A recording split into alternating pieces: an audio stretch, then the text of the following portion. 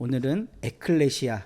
저 한글 좋아하는데 이거는 그리스어인데요. 고대 헬라어인데 에클레시아라는 제목으로 함께 말씀을 나누려고 합니다. 우리 인사하겠습니다. 샬롬. 승리하세요. 세상 누구보다 사랑합니다. 네. 우리 화면에는 안 보이시겠지만 우리 서로 공동체 여기 오프라인에 모이신 분들께만 그림을 보여드리겠습니다. 이거는 누구의 그림일까? 네, 그냥 렘브란트 고흐 둘 중에 하나 찍으면 거의 한 8, 90점은 맞아요. 네, 렘브란트의 그림입니다. 우리 온라인으로 참여하신 분들은 주보에 있는 거 보셨을 거예요. 1600년대 초반에 그린 그림인데 이 그림이 뭔 줄 아세요? 이게 뭘까? 배신하는 베드로입니다. 네, 그 장면을 한번 생각해 보세요. 소년 하나가 막 얘기하잖아요. 너 예수 따라다니던 사람이지? 하고 막 하니까 베드로가 3번 부인하는 장면을 그린 그림이에요. 저는 오늘 말씀을 보면서 어떤 그림을 하면 좋을까 고민을 하다가 이 베드로의 신격화된 걸 좀 깎아내려야 되겠다 싶어갖고 이 그림을 골랐는데, 예수님이 분명히 너는 반석이고 내가 너의 위에 교회를 세우겠다 그랬어요. 그래서 3세기 4세기부터 교회는 베드로를 일대 교황으로 모셨습니다. 일대 교황. 그러니까 교회의 탄생은 바로 베드로 때문인 거예요. 그러니까 예수님은 교회를 세운 적이 없어요. 그렇죠? 예수님은 가르치셨을 뿐이고 아름답게 사셨을 뿐이고 그러다가 가셨을 뿐이에요. 이 땅에 교회라는 건 누가 세웠을까? 이제 초대교회, 고대 교회들이 고민하지 않았겠어요? 바울이라고 생각하는 사람들도 꽤 있었을 거예요. 바울이 막 이리저리 다니면서 교회를 세웠으니까. 근데 바울은 사실 교회가 이미 있고 난 다음에 예수를 받아들인 사람이에요. 그렇죠? 예루살렘에 교회가 있었잖아요. 제자들을 중심으로. 그 교회를 박해하러 갔다가 뒤집어져 갖고 그 교회에 입교해서 세계 교회를 개척한 사람인 거고, 사실 첫 교회는 유대 예루살렘의 제자들 공동체가 교회였단 말이에요. 그 수장을 베드로라고 생각해서 일대 교황을 이제 베드로다 이렇게 가톨릭 교회는 얘기하고, 지금까지도 이 최첨단을 달리고 있는 2023년 현재에도 가톨릭 교회의 일대 교황은 베드로입니다. 근데 성경을 잘 읽어보잖아요. 베드로만큼 못마땅한 사람이 없어요. 특히 바울이 베드로를 엄청나게 비난하는데요. 갈라디아서가 아주 대표적입니다. 게바에게 내가 한 소리 했다 이러면서 이제 쓰거든요. 게바랑 베드로랑 뭐가 분명일까? 게바? 원래 이름은 시몬입니다. 시몬 바요나야 그러잖아요. 원래 이 사람의 이름은 본명은 시몬이에요. 그리고 바요나라는 건 요나의 아들인데, 요나는 아마 요한의 축약형이었을 겁니다. 그러니까 요한의 아들 시모나, 요한의 아들 시모나라고도 많이 들어보셨죠. 네, 요나, 바요나, 요나의 아들. 근데 그게 요한의 원래 이름이었을 거예요. 너는 이제부터 베드로라고 해라. 그러니까 페트로스라고, 이게 그리스어인데 예수님이 그리스어를 하셨을 리는 없죠. 그렇죠? 예수님은 그리스어를 아예 몰랐을 가능성이 매우 높아요. 그러니까 마태복음을 쓴 사람이 그리스어에 능통한 사람이었기 때문에 원래 아람어에서 부르던 말을 베드로라고 번역했을 거예요. 그 원래 아람어가 게바입니다. 그러니까 게바랑 베드로랑 똑같은 말이에요. 네.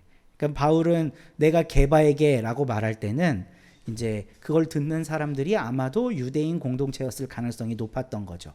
근데 이 이야기는 이제 그리스 사람들이, 헬라화된 사람들이 들었을 그런 이야기일 거예요. 베드로라고 나오는 본문은.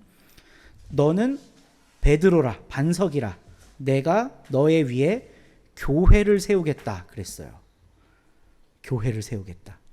이 교회라는 말이 그리스어로 에클레시아입니다. 근데 복음서 전체에서 이 에클레시아라는 말이 딱 2번 나오거든요.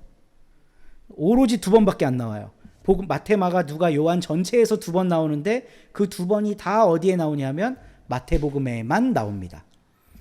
그러니까 그러니까 누가나 요한이나 마가 같은 경우는 예수님 당시의 교회라고 하는 공동체는 있었을 수 없다고 가정을 하는 거예요. 그들은 에클레시아라는 말을 알았을 거예요. 에크는 밖으로고 레시아는 보냄을 보낸 사람이란 뜻인데, 그러니까 밖으로 보낸 사람이라는 뜻이에요. 교회라는 말은. 그러니까 마태복음에서 에클레시아라는 말이 유일하게 등장하고 그 2번 나오는 것 중에 한 번이 오늘 본문입니다. 그러니까 이것 때문에 예수님께서 교회를 제정하셨다라고 보는 신학자들도 있는데 저는 그렇게 생각하지 않아요. 교회는 예수님 당시에는 없었어요. 예수님이 승천하시고 난 다음에 제자들이 그 예수님이 가르치신 기억을 보존하기 위해 공동체를 꾸렸고 그 공동체를 에클레시아라고 부른 겁니다. 그러면 일단은 역사적인 순서를 보면 예수님이 계셨고 그러다 가셨고 그 다음에 교회가 생겼잖아요. 그렇죠? 그러니까 예수님이 교회보다 먼저인 건 사실이에요. 근데 우리가 어떤 생각을 한번 해봐야 되냐면 그 예수님에 대해 기록한 성경은 교회보다 먼저일까 뒤일까?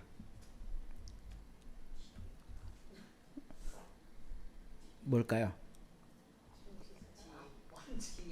먼저? 뒤? 교회보다 당연히 뒤죠. 네. 처음 교회가 세워졌을 때 교회 구성원들은 문자를 몰랐을 가능성이 매우 높아요. 그 안에 여러 사람들이 합류하기 시작하면서 관심을 갖고 저 사람들의 이야기를 기록하기 시작한 게 성경의 시작이었을 겁니다. 그리고 AD 100년쯤 되면, 그러니까 예수님이 떠나시고 한 7, 80년쯤 지나서 교회가 어느 정도 자리를 잡게 되거든요. 전 세계적으로. 이때 전 세계라는 건 지중해 일대를 말하는 거지 오늘날의 관점으로 전 세계는 아니에요. 동주야, 미안해. 내가 집중력이 흐려지고 있어. 오늘날의 관점으로 전 세계는 아니고 그 지중해 일대를 얘기할 텐데 이 교회들의 문제가 생겼어요. 너무 많은 문서가 생산되기 시작한 거예요. 너무 많은 문서가. 이거 오늘날도 똑같아요. 이만희에 대한 평가가 갈리는데 신천지 내부의 자료는 이만희를 칭찬하겠죠. 근데 외부의 자료들은 이만희를 비판하겠죠. 근데 한 2000년 뒤에 어떤 사람이 그 2개의 문서를 다 발견했다고 생각해 보세요. 그러면 이게 도대체 뭐가 맞는 걸까를 정해줘야 될 거 아니에요. 그 정하는 건 누가 하나요? 그 당대의 사람들이 하는 거예요. 그러니까 많은 문서들이 생겨나기 시작했고 예수에 대한 기록이라는 게 막 수천 개가 생겼는데 교회가 읽다 보니까 이거는 우리 예수님이 전하신 게 맞는 것 같은데 근데 이거는 또 예수님이 전하신 게 아닌 것 같아. 이제 이런 선택의 기로에 놓여 있지 않았겠어요? 그럼 지금 우리가 읽는 성경이라는 건 그때 당시의 교회가 이거는 예수님이 진짜 하신 말씀이야 라고 지정한 그 본문들이 우리에게 전해져 내려오는 거예요. 그러면 성경 본문을 누가 정하게 되는 거예요? 교회가 정하는 거죠. 그러면 성경의 권위가 위일까? 교회의 권위가 위일까? 네? 상식적으로, 그러니까 논리적으로 이거 뭐라고 말해도 이단되는 거 아니니까 성경의 권위가 위에요? 교회의 권위가 위에요? 상식적으로 이 얘기를 들어본 다음에 네, 그게 가톨릭의 입장입니다. 교회의 권위가 위라는 거. 그러면 그 교회는 누가 세웠어요? 베드로. 지금 베드로의 후예가 누구예요? 교황. 그러니까 교황은 선출되는 과정이 굉장히 복잡한데 우리나라에는 해방 이전까지는 추기경이라는 게 없었어요. 그러니까 가톨릭 신도가 어느 정도 확보가 돼야 그러니까 비례대표처럼 인구가 돼야 그 인구 가운데 추기경이 나오는 거예요. 추기경들이 전 세계에서 모여서 교황 하나를 선택하는 거예요. 그러니까 김수환 추기경이 굉장한 권한을 가진 사람이었던 거죠. 정진석 추기경도 마찬가지고 이건 웬만하면 또 종신제야. 그 중에 하나가 교황이 되는 거고 교황도 죽을 때까지 돼요. 이 사람들이 이렇게 추대한 교황은 베드로의 직계 제자라고 인정받아요. 그러면 이 교황이 결정한 어떤 그 결정들은 어떤 권위를 갖냐 하면요. 성경보다 더 큰 권위를 갖습니다. 교황이 동성혼은 안 돼 이러면 그거는 성경에는 그런 내용 안 나오잖아요. 그렇죠? 결혼해도 되는지 안 되는지 안 나와요, 성경에. 교황이 안 된다 그러면 안 되는 거예요. 그 교회의 권위가 성경보다 더 위에 있어요. 근데 우리가 몸담고 있는 개혁교회는 교회의 권위가 위일까? 성경이 위일까? 성경의 권위를 더 위로 올려놨어요. 저는 그래서 프로테스탄트라고 생각해요. 역사적으로 보면 교회가 먼저 태어났고 그 교회가 정한 것이 성경이에요. 이건 팩트예요. 부인할 수가 없어. 교회가 결정하고 정한 게 성경이에요. 그럼에도 불구하고 이 성경이 더 권위가 있다고 인정하는 게 우리의 신앙입니다. 이거 굉장히 비상식적인 신앙이에요. 어떻게 보면 가톨릭은 되게 상식적인 얘기를 하고 있는 거예요. 교회의 권위가 성경을 결정했으니 그 권위는 당연히 교회가 더 위다, 이렇게 얘기가 되는 거죠. 그리고 그게 현실 세계에서 어마어마한 영향을 끼쳐요. 그러면 개혁교회는, 우리 개신교회는 왜 성경이 더 위라고 했을까? 그게 맞는 말이기 때문에? 그게 아니에요. 성경이 더 위인 게 교리적으로 적용이 되잖아요. 그러면 어떤 면에서는 되게 폭력적이 될 수도 있어요. 성경에서 제일 중요한 구절이 뭔가요? 제가 예전에 성경 공부할 때 한번 질문 드렸었던 적이 있는데, 성경에서 신구약 성경 전체를 합해서 가장 중요하다고 생각하는 구절 뭐라고 배우셨어요? 한 집사님 혹시 얘기해 주실 수 있나요? 신양원 할머니들도 얘기하셔도 됩니다. 성경에서 제일 중요하다고 어떤 구절이라고 배우셨나요?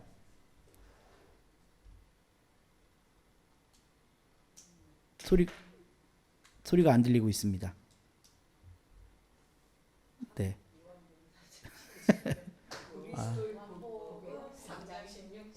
지금 여기 노래가 울려 퍼지고 있는데, 요한복음 3장 16절, 그건 누가 정해요? 주일학교 선생님? 왜냐하면 개신교는 자기 모순에 빠져 있어요. 성경이 최고의 권위라고 하면서 끄집어낸 구절들은 교회가 정해. 그렇죠? 성경은 성경으로 해석해야 돼라고 끄집어낸 모든 해석들은 교회의 해석이에요, 결국은. 그러니까 가톨릭하고 메커니즘적으로 다른 게 없어요. 그러면 우리가 교회보다 성경이 위다라고 얘기할 때 그 신앙의 밑에는 뭐가 있는 걸까? 이 성경이 진짜 뭔지는 다 몰라. 그럼에도 불구하고 인간들로 구성된 저 교회는 불안정해 라고 하는 고백이 밑에 깔려 있는 거예요. 그러니까 이게 교리적으로 성경이 위야, 교회가 위야, 이거를 대결하려고 이런 말을 하는 게 아니라, 개혁교회의 사람들은 교회가 가장 강력한 권위를 갖게 될 때 나타나는 폐해들을 너무 잘 알고 있어요. 모든 걸 정할 때. 그러니까 교회는 그 권위가 없어야 돼 라고 하는 선언인 거지, 우리가 지금 아는 대로 요한복음 3장 16절을 봐, 이게 최고야, 이런 말 하려고 성경이 최고의 권위를 부여한 게 아니라는 거예요. 이해가 되시죠? 네. 우리의 신앙은 정확히 이 지점을 향하고 있어야 됩니다. 그래야 오늘 우리가 함께 읽은 본문을 이상하게 해석하지 않을 수가 있어요. 예수님은 분명히 베드로를 굉장히 칭찬하셨어요. 사람들은 나보고 뭐라고 하냐? 엘리야라고도 하고 세례 요한이라고도 하고 선지자 중에 하나라고도 하던데요. 뭐 엘리야든 세례 요한이든 선지자든 다 권위 있는 사람이잖아요. 아니, 예수님을 지금 그 권위 있는 반열에 올려놓겠다는데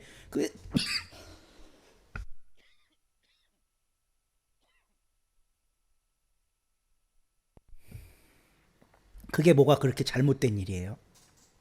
근데 베드로는 그렇게 얘기하지 않았어요. 당신은 살아계신 하나님의 아들이시고 그리스도, 기름 부음 받은 자, 우리를 구원할 자이십니다 라고 고백을 했어요. 그럼 이 얘기는 아까 우리가 나눴던 얘기에 비추어서 살펴볼 때 어떤 의미를 가질까? 예수님은 그냥 제일 높은 분이야를 얘기하는 걸까? 그거 아니에요. 세례 요한이나 엘리야나 다른 선지자들을 상대화하는 이야기입니다. 지금 유대교는요, 엘리야라고 하는 선지자는 모세와 비견되는 최고의 선지자예요. 그 사람이 하는 말이라면 바로 하나님의 말이라고 생각하고 있어요. 그런 종교는 안 된다는 거죠. 그런 종교는. 이때 당시에 유대교만큼이나 굉장히 강력한 영향력을 행사했던 SNF파의 지도자 세례 요한 그룹도 마찬가지예요. 초창기에는 아마 예수님이 이 말씀을 하셨을 그 당시에도 예수님 공동체보다 요한의 공동체가 훨씬 더 컸어요. 그러니까 예수님이 요한 공동체에서 갈라져 나온 조그만 분파였기 때문에 요한 공동체가 훨씬 더 큰 공동체였어요. 그러니까 민중들이 좋아하는 사람은 요한이에요. 지금 막 저항하고 해로 비판하고 이러다 목 잘려 죽었잖아요. 인기가 얼마나 높아졌겠어요? 그러니까 그런 것도 안 된다는 거예요. 선지자들의 글은 바리새파 사람들이 연구하는 게 선지자들의 글이에요. 사두개파 사람들이 연구하는 건 모세의 글이고, 그러니까 선지자들이 한 말씀은 바로 하나님의 말씀이라고 받아들이고 거기에 강력한 권한을 부여해서 사람들을 종교적으로 이끌어갔던 사람들이 바리새파 집단들 아니었겠습니까? 그러니까 이 사람들의 주장 이런 것도 우리를 결국 하나님께로 인도할 수가 없다는 거예요. 그래서 베드로의 고백이 위대한 이유는 예수 그리스도를 높임으로써 유대교 전통과 당시 이스라엘 사회를 집중하게 만들었던 인기 스타들을 다 상대화시켜 버렸다는 겁니다. 다 예수를 높임으로 인해서. 개혁교회가 성경을 높임으로 인해서 그때 당시에 권위가 엄청나게 강했던 교회의 그 권한들을 상대화시켜 버린 거랑 저는 똑같은 거라고 생각을 해요. 그래서 베드로의 고백은 위대한 거고, 예수님은 교회라고 하는 건 그런 터 위에 세워져야 된다라고 보시는 거예요. 하나님과 나와의 관계, 예수 그리스도를 통해 펼쳐진 이 하늘나라 운동, 이거 말고는 다른 모든 건 다 상대화시켜도 된다는 거예요. 헤롯의 권위, 로마의 권위, 유대교의 권위, SNF파의 권위, 이런 건 다 상대적인 거라는 겁니다. 절대적인 게 아니라는 거예요.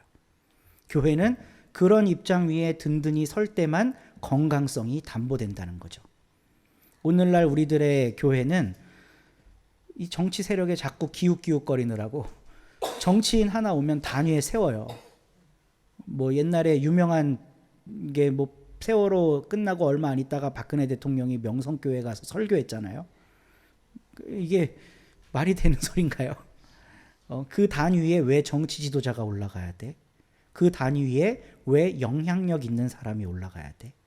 예수의 말씀이 선포돼야 할 자리에 교회는 이미 어떤 사람이 영향가 있고 어떤 사람을 세워야 이 교회가 유지되는 데 유익한지 이런 걸 다 계산하고 있다는 거죠. 근데 예수님은 베드로와 같은 그런 신앙 고백을 하는 사람, 다른 모든 것들을 상대화할 줄 아는 사람 그 위에 교회를 세우겠다고 말씀하셨다는 겁니다. 우리들의 신앙 밑바탕에도 이게 생겨났으면 좋겠어요. 세상 사람들은 절대적이라고 말하는 것들을 상대화할 수 있는 것. 이 교회가 이러면 이게 좋은가 보다 하고 따라가고, 오늘날 슈퍼스타 목사님들 많잖아요.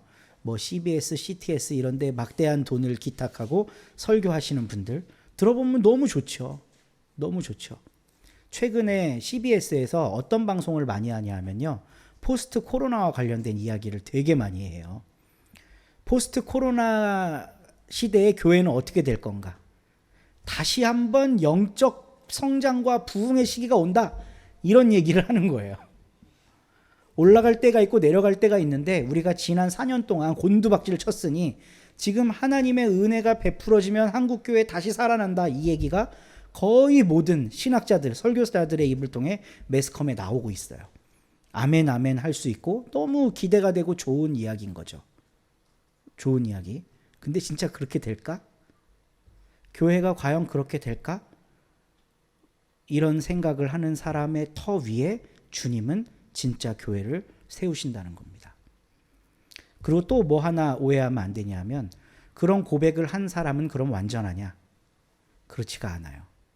우리가 베드로를 통해 알다시피 베드로는 곧장 예수님을 배신합니다. 심지어 바요나 시모나, 그걸 알게 하신 이는 하나님이다, 내가 네 위에 교회를 세우겠다, 이러고 나자마자 베드로가 공격을 받아요. 어떻게 공격받냐 하면, 주님이 그 말씀을 하시고 난 다음에 나는 이 일을 이루기 위해 이제 고난의 길로 가야 한다. 그러니까 베드로가 첫 마디가 뭔 줄 아세요? 주여 그리하실 수 없나이다. 그러니까 예수님이 또 뭐라 그러게요? 사탄아 내 뒤로 물러가라. 방금 천국 열쇠 줘놓고 그 다음 구절에 사탄아 내 뒤로 물러가라. 그럼 베드로는 뭘까? 사탄일까? 교회의 수장일까? 베드로는 그냥 한 사람의 인간일 뿐이에요. 베드로는 결코 교회의 수장이 될 수 없습니다. 교회의 수장이 어디 있어요? 바울이 분명히 말하고 있어요. 교회의 머리가 누구라고요? 예수 그리스도라고. 오늘 우리가 아까 이수진 집사님이 읽은 말씀에 나오잖아요. 각각 맡은 분량대로 성실히 다하는 게 기독교인의 사명이라는 거예요. 어떤 사람이 머리 역할을 하고 어떤 사람이 팔 역할을 한다고 그 둘이 다른 게 아니라는 거예요. 가르치는 은사가 있는 사람은 가르치는 은사로, 병 고침의 은사가 있는 사람은 병 고침의 은사로 각기 부여받은 대로 하나님 나라를 위해 일해야 할 존재가 인간인 거지. 큰 목사님은 머리고 우리는 손발이 돼서 움직여야 돼. 머리가 하라는 대로 하면 돼. 이게 가톨릭적 생각인 거예요. 교황이 하라 그러는 대로 하면 돼. 우리는 머리 될 생각하지 마. 근데 기독교인은 뭘 얘기해야 되냐 하면 당신 머리 될 생각하지 마를 얘기해야 되는 거예요. 근데 머리의 위치에 있는 사람들은 항상 우리한테 뭘 요구하냐 하면 손발이 되길 요구해요. 손발이 되길. 그러니까 이제 주님께서 우리들 위해 교회를 세우시려면 우리가 손발이 돼 머리 역할을 하는 누군가들에게 손발로 내려오라고 손짓을 해줘야 되는 겁니다. 그게 교회를 세울 수 있는 조건이 되는 거예요. 조건. 베드로가 이런 고백했다고, 천국 열쇠에 쥐고 있다고, 그 열쇠가 보이지 않는 영적 흐름으로 지금의 교황에까지 이어오고 있다. 저는 여기에 절대 동의할 수가 없습니다. 거기에 동의가 됐다면 저는 가톨릭 신부가 됐을 거예요. 왜냐하면 가톨릭에는 우리한테 없는 굉장히 영적 풍요로움들이 있거든요. 수도원 전통이 있지. 고대 교부들의 전통이 있지. 우리는 그거를 많이 버렸어요. 개혁교회는. 그러면 왜 그런 엄청난 전통과 자산이 있는 가톨릭이나 정교회 교인이 되지 않고 개신교인으로 계속 남게 됐냐. 처음에는 떠밀리듯 모태신앙이라 그렇게 개신교인으로 살았지만 이제 내 삶을 주체적으로 살아가야 할 때 고민이 있지 않았겠어요? 이게 맞구나라고 선택하는 거예요. 이렇게 살아가는 게 성서적이고 하나님의 뜻에 맞겠구나라고 선택하는 거예요. 하나님은 오늘날 그런 선택을 하는 사람들 위해 베드로에게 하셨던 말씀을 반복해서 해주실 겁니다. 너희가 그런 고백을 하는 건 네 생각이 아니야. 하늘이 주신 거야. 너희들이 베드로다. 게바다. 내가 그 반석 위에 교회를 세우겠다. 그럼 이 교회가 흔들리지 않아요. 선지자들의 가르침의 기대, 유대교의 기대, 요한의 세력의 기대, 이런 기대 있는 공동체는 금방 흔들려 버립니다. 정광훈이 오래 갈까요? 오래 못 가요. 오래 못 가요. 이미 끈 떨어졌어. 정치권에서 이용의 가치가 떨어지면 그냥 바로 버림받는 거예요. 모든 것을 상대화하고 나는 그냥 하나님 곁에 하나님 편만 할 거예요 라고 하는 사람들이 모인 공동체는 작든 돈이 없든 욕을 먹든 힘이 없든 그대로 계속 갈 수 있어요. 그게 반석입니다. 근데 돈에 기대고 권력에 기대고 여러 전통들에 기대서 자기 자신을 유지하려고 하는 교회는 그 기대 있는 데가 흔들려 버리면 그냥 끝이에요. 그래서 이건 주중에 요번 주 중에 좀 묵상하고 생각하고 제가 글도 하나 썼던 건데, 교회에서 목회자의 부인에게 사모라는 말 안 했으면 좋겠다. 이런 얘기 한 것도 비슷한 맥락입니다. 실제로 있었던 일인데 50대 목사님이 교인들한테 엄청 인기가 많았어요. 그러면 사모님도 당연히 인기가 많죠. 엄청 존중받아요. 목사의 부인이라는 이유 하나만으로. 근데 그분이 어느 날 교통사고로 죽었어. 그리고 교회는 재빨리 후임자를 구했어요. 왜냐하면 리더십이 흔들리면 안 되니까. 그러면 그때 그 사모님은 뭐가 될까? 아줌마 되는 거예요. 그냥 아줌마. 아줌마 안녕히 가세요. 퇴직금은 넉넉히 챙겨드릴게. 그냥 아줌마예요. 근데 목사의 아내지만 그 목사에 기대어 있지 않고 한 사람의 교인으로 자기 영역이 있다면 혹시 그 목사가 무슨 병고를 당한다고 해도 그 사람은 그 교회 교인인 거예요. 그렇죠? 이게 반석인 겁니다. 반석. 어떤 조건에 기대어 있으면 조건이 사라질 때 내 존재도 없어져 버려요. 교회가. 그러니까 선지자에 기대 있을 필요도 없고 요한 공동체에 기댈 필요도 없고 유대교 공동체에 기댈 필요도 없어요. 로마의 후원을 받을 필요도 없습니다. 근데 주는 그리스도시요 살아계신 하나님의 아들입니다 라고 하는 이 신앙 고백 위에 우리 공동체를 세워나가면 흔들릴 이유가 없는 거죠. 그냥 없으면 없는 대로 살고 있으면 있는 대로 즐겁게 살고 서로 그냥 그 고백 안에서 교제하면서 그냥 탄탄히 살아가면 돼요. 네. 사탄의 음부의 권세가 너를 흔들지 못하리라. 우리 교회가 그런 교회 됐으면 좋겠습니다. 자아가도 흔들리지 않고 우리가 다져나가야 될 것들 하나하나 다져나가면서 어떤 힘에 기대지 않고 주님 바라보며 나아가는 우리 교회 그리고 여러분들 다 되시기를 주님의 이름으로. 제가 이런 얘기 하는 거 별로 안 좋아하는데 축복합니다.